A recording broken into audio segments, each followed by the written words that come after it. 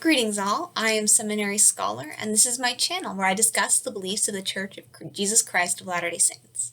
Just a quick preface, I have attended the Church's Seminary and Institute programs, and I do plan on providing official church sources for my comments. So hopefully this is going to be an accurate and informed commentary. My purpose here is really just to help distribute these resources and help people who want to learn more about the church have a accurate perspective on that. Recently, I've been looking at the Articles of Faith in my Exploring the Articles of Faith series. Last week, we talked about the Christianity of the church and some of our beliefs about deity. If you're interested in that, please check it out. Cards up top. This week, we're going to be discussing the second Article of Faith, which reads, "We believe that men will be punished for their own sins and not for Adam's transgression." This statement was specifically created to refute a very predominant Christian belief, that being that because Adam transgressed in the garden, all of humankind was punished by being banished from the garden to live as a fallen race in a fallen world. To explain why we don't hold these beliefs and what beliefs we hold instead, I am going to first recap the story of Adam and Eve. Then I'm going to explain to you some very key points of doctrine that we hold in the church. And I'm going to use these to explain our understanding of the story. So to begin, the story of Adam and Eve begins when God creates the world, and then he creates Adam and Eve. He essentially gives Adam and Eve dominion over the earth and the animals and the plants, with the exception of these two trees, which are the trees of life and of the knowledge of good and evil. And he says, "You cannot eat the fruit from these trees or else you will die." And so everything is good and well for a time. Then Eve specifically is approached by Satan, who convinces her to eat the fruit from the tree of knowledge of good and evil. She then convinces Adam to do the same. Afterwards, Adam and Eve realize that they are undressed, and so they make clothes for themselves out of fig leaves. After this, they have a discussion with God, who of course is all-knowing and thus already is aware that they've eaten the fruit. Nevertheless, we get this little dialogue where God verbally deduces what he already intellectually knows. After that, Adam and Eve are banished from the garden and have to live mortal lives, which is in fulfillment of what God originally said, that if you eat the fruit from these trees, you will die. That death wasn't necessarily immediate, but that is how that is interpreted. So now that we've gotten the story out of the way, the first thing you need to understand to comprehend how we in the church look at this story is what we believe the purpose of life is. And we believe that life has a twofold purpose, and that both of them connect back to a time when we lived before we came to earth. In our church, we believe that before we all came to earth, everyone who has ever lived on the earth was a spirit who lived in a spirit realm with God. And in this spirit realm, we wanted to be like God, and God wanted to help us be like him. And so we had a spiritual curriculum that taught us things like God is loving, God is kind, and we learned many, many things. But what we did not learn was how to emulate these. Because as wonderful of an academic experience as this first life was, we didn't get the chance to really practice these skills. So God created a plan where we could all come down to this earth, which would essentially be a morality lab class, where we would get to practice our skills that we had been intellectually taught in our first life, called the pre-existence, and we would be able to develop the muscle memory, as it were, to really employ these skills that we learned. Now, the second purpose of life relates to the first, and that it is also helping us to become more like God. And that second purpose is that we came here to obtain a body, because we believe that God possesses a perfected and immortal body.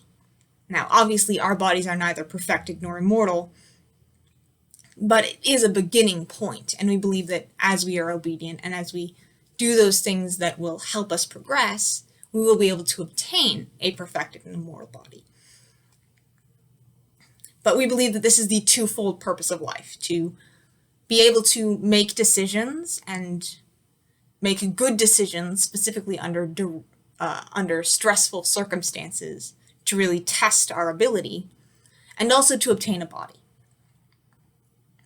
Now, the next point that is very important that you know is the nature of the state Adam and Eve inhabited in the garden, or so we believe. And this state also has two qualities that are very important. The first quality is that, well, it's really the only quality, but it has two main implications. We believe that they inhabited a state of pure innocence, not unlike the state that children inhabit before they understand the world. So we believe that they were not aware of good and evil and what those things were. In the same way that a small child can't be said to have stolen something when they pick it up and kind of trundle away with it, because they're just kids. They don't understand the concept. And therefore, when they steal, it doesn't have a negative impact on them as a person, because they don't comprehend that they are doing evil. And in the same way, it doesn't really have the same impact when they do something good, because they don't comprehend that it's good. So we find Adam and Eve in the garden in this state of spiritual stagnation, where they can neither decline nor can they progress. And the second element of this state is that because they are childlike, they don't know how to have children. So already we see a major problem. If the purpose of creating the world was so that we could learn to make choices, specifically informed choices under tenuous circumstances, and to obtain a body, then it was incredibly problematic that the state humanity currently inhabited was one of innocence, where they were not informed about their decisions and they were not really encountering that much opposition. And also in that state, they could not create the bodies that the rest of us would need to inhabit in order to come and have these experiences. And this brings us to our connection of these points. And there's going to be a little bit more dialogue on doctrine as we go through. But these are the two things we need to get started. Because given that we believe these things, it entirely changes how we perceive the Garden of Eden. The Garden of Eden was never meant to be the norm for mortality. It was meant to be a starting point, a place that was very nice and very comfortable, and not the place or state in which humanity as a whole was meant to be cultivated and developed. Heavenly Father always intended for Adam and Eve to eat the fruit of the tree of knowledge of good and evil. And he didn't need to teach them to do that or suggest that they do that, because he knew that Satan would come and do that for him. He knew this because, as I said before, spiritually they could neither progress nor regress. And because of that, Satan could not tempt them or drag them down until they had eaten the fruit and had a knowledge. And neither could he tempt anyone else, because these were the only two people on the earth. And so Satan needed this to happen just as much as we needed this to happen. And so that completely changes how we see the story. We have the Garden of Eden. Instead of being plan A, instead of this being the place where we were supposed to grow up in idyllic paradise and just live out our lives, this becomes a starting ground. It's a very nice place. It's not where we're supposed to be. The second thing that happens is Adam and Eve become two very different characters. Where before, they were maybe foolish where they were contemptibly foolish and just frivolous and doing all of these things, they become very different people when we see them in this light. Because instead of being the people who just frivolously went and did the one thing they were told not to do, they become the people who were able to look at this garden and this wonderful world that they had to live in. They were able to see that they were in the presence of God, and they were able to say, yes, this is good, but it's not what we came here to do. We came here to struggle and to strive and ultimately to triumph in return, but not this way, not the easy way. We came here to move forward, and that means leaving this behind for a little while. And so in our church, we have a great reverence and respect for Adam and Eve. Because even though it was Satan who initiated Eve's partaking of the fruit, we believe that she understood that in order to fulfill her mission and for Adam to fulfill his mission, they needed to do this thing. And that they didn't anger God when they did this, because God never said, if you eat this fruit, I'll be angry. He said, if you eat this fruit, you will die.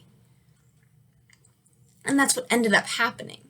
They took mortality now so that in time they could, by obeying God's laws and statutes and relying upon Christ's atonement, return home better and stronger than when they had left. And that is how we perceive the story of Adam and Eve. Thank you guys so much for tuning in. This has been really wonderful to discuss and learn about. All of my main sources are in the description. I have the Doctrinal Mastery Core document. You're going to want to focus on the Plan of Salvation section, specifically the fall, but there are other things dispersed throughout there as well. As for the Articles of Faith, they are contained within the Wentworth letter, linked in the description. Once again, thank you so much for tuning in. I hope this has been helpful. If you're interested in more of this content, please subscribe. I'm going to be trying to do another video next week at about this same time. I am looking forward to seeing you again.